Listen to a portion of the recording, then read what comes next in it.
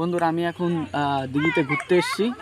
আমার বাড়ির কাছেই দিঘি, কিন্তু অনেক দিন পরে আসলাম তোমাদের সবাইকে দেখানোর জন্য। আসো একটু সামনের দিকে যাই।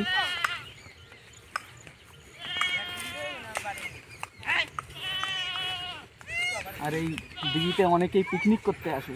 এবার ওই পিকনিকের জায়গাটাও তোমাদের একটু দেখিয়ে আসি, চলে আসো। একটু দিঘির পরিবেশটা দেখাও একটু এখান থেকে, একটু এদিকে আসো।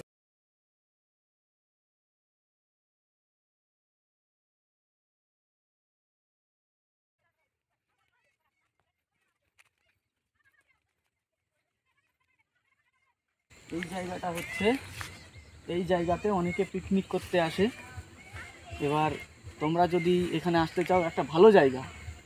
এটা হচ্ছে লোকেশনটা আমি বলে দিই, ভৈরবচন্দ্রপুর। আর এটা ভৈরবচন্দ্রপুর দিঘির পাড়া বললেই যে কেউ বলে দেবে রাস্তাটা। এবার আসো, এদিকে আসো একটু।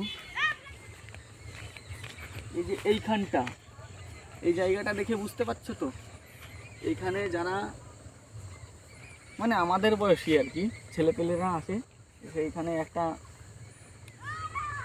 চট পেতে দিয়ে মানে দারু খাওয়ার জন্য আর কি জায়গাটা করা হয়েছে। তোমরা আসতে পারো, ভালো ভালো জায়গা আছে এখানে। এইখানে একটা আছে, অনেক জায়গায় আছে এরকম। এবার এখানে তুমি দারু খেলেও তোমাকে কেউ কিছু বলবে না। আর এইখানকার ভিউটা দেখতে পাচ্ছ, কত সুন্দর একটা ভিউ। এখানে শস্য ক্ষেত, এখানে মনে হয় কি লাগিয়েছে, এটা ধনে হবে হয়তো। এই যে এইটা, আর এইখান দিয়ে ঘর হয়ে যাচ্ছে। এখানে দোকান হলে ভালো হবে সব থেকে। আর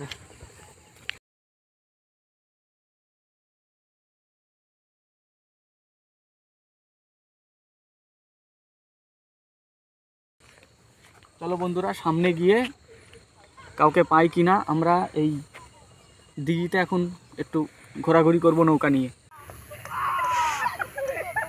এদের মধ্যে সব থেকে বড় এই ছেলেটাই দেখা যাচ্ছে, এই বুড়ো মালটাকে দেখি। ও দাদা, এদিকে এদিকে আসো একটু। ঠিক আছে ঠিক আছে, দেখি কেমন খেলে, একটু খেলাটাও দেখে নিই। ওফ, এই দাদাটাকে পেয়ে গেছি, দেখি যায় নাকি। বলছি কি, আমি একটু দিঘিতে ঘুরতে চাই নৌকাতে করে। আমি তো নৌকা চালাতে পারি না। এবার আপনি কি যাবেন আমার সঙ্গে? হ্যাঁ চলুন। ঠিক আছে চলো বন্ধুরা, আমি এখন নৌকায় উঠে গেছি। এখন তোমাদের এই দিঘির সম্পর্কে সব কিছু বলবো। চলো আগে যাওয়া যাক। এই দিঘি সম্পর্কে এই দাদার কাছ থেকে আমি কিছু কথা জেনে নেব। অ্যাকচুয়ালি এই দিঘিটা রাজা কৃষ্ণচন্দ্রের আমলে তৈরি করা, এবং ওই রাজাই আর কি তৈরি করেছিল। তা এখান থেকে কৃষ্ণনগর একটু দেখাও। এই সাইডটা দিয়ে মানে এই মাটারারি পুরো, এই সাইডটা পুরো কৃষ্ণনগর রাজবাড়িটাই ওঠে। আর এই সাইডটা হচ্ছে শিবনিবাস। তো এটা হচ্ছে কি তখন অনেক আগেকার টাইমে পুরো এরিয়াটা মানে বলা যেতে পারে পুরোই গাছপালা, বন জঙ্গল, হাতি, এইসব মানে বুনো জীবজন্তুগুলো থাকতো। তো রাজা যখন এই কৃষ্ণনগর থেকে তার রাজ্য পরিচালনার জন্য এই শিবনিবাসের দিকে যেত, তখন তার হাতি, ঘোড়া বা সৈন্যদের পিপাসা লেগে যেত। তা ওই কারণে এই দিঘিটা খনন করা হয়েছিল। তো লোকমুখে শোনা যায়, মানে আমার বাবা, কাকা বা দাদুদের মুখে শুনেছি যে এই দিঘিটা নাকি এক রাত্রের মধ্যে খনন করা হয়েছিল।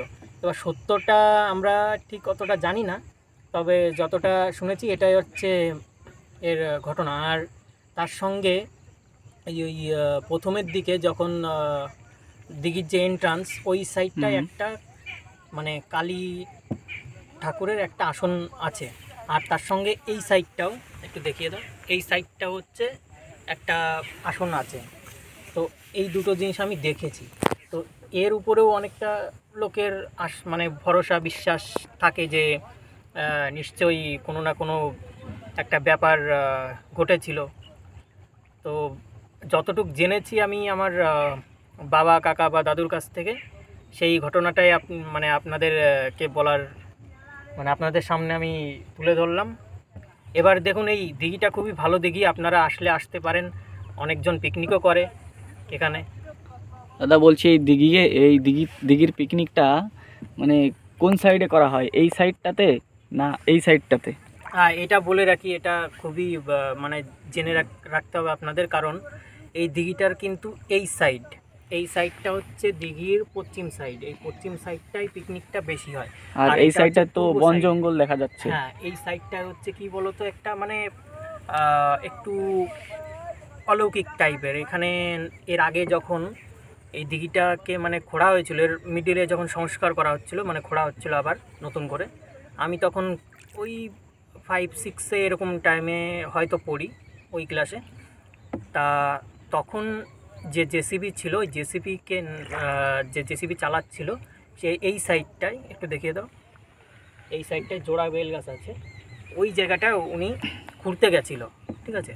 তো ওনার মেশিন মানে যে ইয়েটা জেসিবির যে ভেতরের যে ইয়েগুলো থাকে, মানে যে মেশিন দিয়ে চলে আর কি, যে মেন মেশিন, যে ফালাটা আর কি, হ্যাঁ ওটা আর কি মানে বন্ধ হয়ে যায় হঠাৎ করে। তারপরে ওখানে খোঁড়া যায় না, জেসিবির ইয়ে কোনো না কোনো প্রবলেম হয়। আর ওনাকে নাকি স্বপ্ন দেখিয়েছিল যে তুমি এখান থেকে চলে যাও, তুই থাকিস না, এখান থেকে চলে যা, নাহলে বিপদ হতে পারে। তারপর থেকে এই সাইডটা এরকমই থাকে। আর রাত্রে বেলা এখানে আসলে কোনো সমস্যা নেই তো?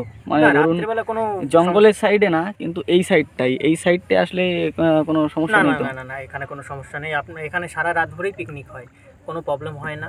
শুধু এই সাইডটা মানে এই পূর্ব পাশে তাও এইটুকু জায়গা, এইখান থেকে আমি দেখিয়ে দিচ্ছি, হ্যাঁ, এইখান থেকে এইখানটায় অনেক আর একটু এই যে এই জঙ্গল জায়গাটা, এইখানে মোটামুটি না আসলেই এই খুব সাইডটা ভালো একটু হয়। বেশি গভীর জঙ্গল দেখা যাচ্ছে। হ্যাঁ, এই সাইডটা না আসলেই খুব মানে ভালো হয়। এবার আপনাদের ইচ্ছা, আপনারা কি করবেন। তবে আমার বাড়ি এখানেই, আমি ওই কারণে আপনাদের জানিয়ে দিলাম আর কি, যতটা আমি জেনেছি, যতটা শুনেছি আর কি।